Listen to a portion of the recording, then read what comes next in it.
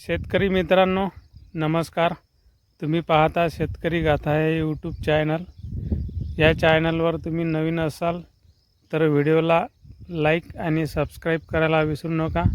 सोबतच bell icon घंटीचे button दाबा, जेणेकरून तुम्हाला नवीन व्हिडिओविषयी माहिती मिळेल.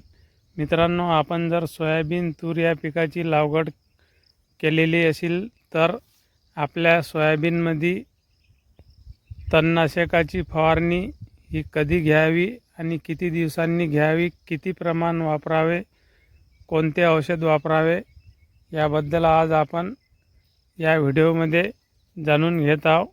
तर मित्रांनो, आपल्या सोयाबीन पिकामध्ये जर अशा प्रकारे लांब पानाचे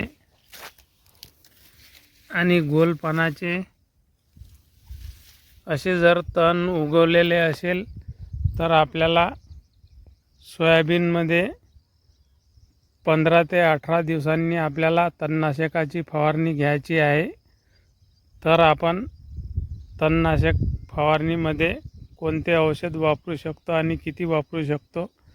मित्रांनो, आपल्या सोयाबीन आणि तूर पिकातील तण हे किती प्रमाणात आहे आणि किती वाढ झालेली आहे या हिशोबाने आपण तणनाशक फवारणी करू शकतो.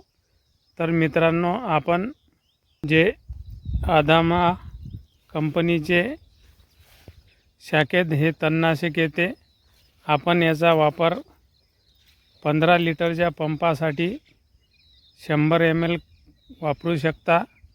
आणि याच्यासोबतच आपल्या शेतामध्ये जर लांब पानाचे गवत हे जर जास्त असेल तर आपण त्याच्यासोबत टर्गा सुपर याचा वापर करू शकता.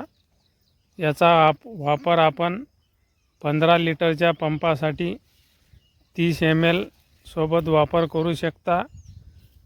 ज्या हिशोबाने आपल्या शेतातील तण हे किती वाढ झालेली आहे त्या हिशोबाने औषधीचे प्रमाण वापरावे. मित्रांनो, औषधीचे प्रमाण हे आपण औषधी घेताना दुकानदारास आपण विचारू शकतो. त्यांच्या सल्ल्यानुसार आपण औषधीची फवारणी घेऊ शकतो.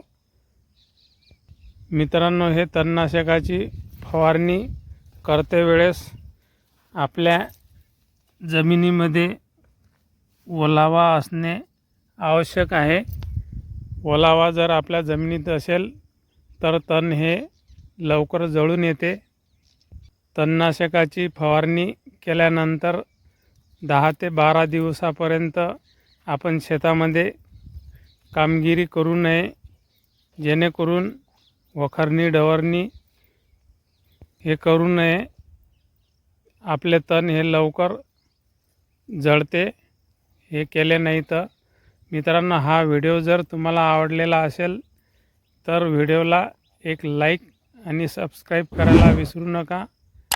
व्हिडिओ बघितल्याबद्दल धन्यवाद.